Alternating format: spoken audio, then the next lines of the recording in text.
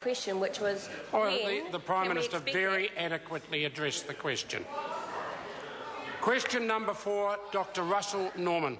Thank you, Mr Speaker. My question is to the Minister of Finance and asks, does he stand by his response that human-induced climate change may well be real? Honourable Stephen Joyce. Mr Speaker, yes, on behalf of the Minister of Finance, yes, I stand by my full statement, in which I also said the fact is that the government is assisting farmers with short-term, emergency-type assistance through a drought. If there is a succession of droughts, farmers would need to change their farming practice. Government assistance will not protect them from the consequences of that. Supplementary question, Dr Russell Norman. Thank you, Mr Speaker. Why can't he simply say yes, that he accepts the basic fact that human-induced climate change is happening and it's causing more frequent and more intense droughts? Honourable Stephen Joyce. Well, Mr Speaker, on behalf of the Minister of Finance, I think the second part of that member's question is open to debate, actually, by a whole range of experts. The point that the Minister was making last week in response to the member's previous question is that in terms of the current drought, the contribution by climate change is not as material as dealing with the drought. And I think that's a very fair response. Supplementary question, Dr Russell Norman. Well then, in relation to his answer to that question, does he disagree with the National Institute of Water and Atmospheric Research when it states, and I quote, droughts are predicted to become more frequent and more intense under climate change? Honourable Stephen Joyce. Mr Speaker, on behalf of the Minister of Finance, no. And the point that he was making is that climate has many changes. Firstly, year-to-year variability, longer-term climate change. And these are things that farmers have dealt with since time immemorial. And also farmers deal with other things, including economic change, technology change. They no longer, for example, use horses to pull ploughs, which may come as news to the member. But the reality is all these things change and farmers are capable of coping with those changes. Supplementary question, Dr Russell Norman.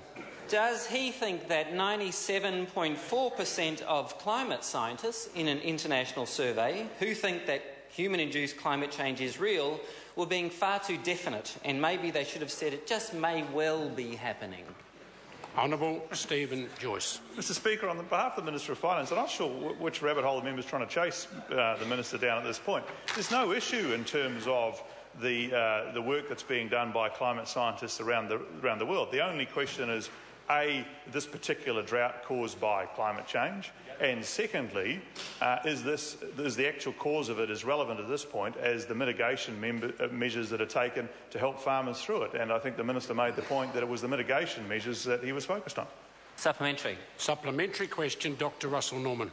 Well, does he understand, to help the Minister, that the particular hole that I'm trying to chase this rabbit down is the hole that says climate change causes more droughts and more intense droughts, so the drought that we've just seen is more likely to occur in the future, so the government needs an adaptation plan.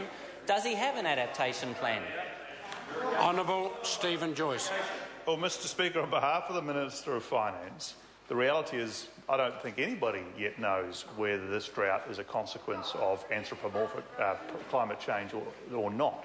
The reality is that there is a drought this year. If there was a succession of droughts, then obviously there would be further need to adjust. The government has a number of adjustment measures, including a huge amount of work going on in the water quality space with the farming community. There's the irrigation proposals that are being advanced as we speak. And more generally, there is also adaptation proposals. The Minister makes the other point is that actually people, individuals and businesses are very good at doing adaptation as well. Supplementary question, Dr Russell Norman. Thank you, Mr Speaker. Well, then, was US President Obama right when he said, in relation to this issue, we can choose to believe that Superstorm Sandy and the most severe drought in decades and the worst wildfires some states have ever seen were all just a freak coincidence, or we can choose to believe in the overwhelming judgment of science and act before it's too late. When will he act?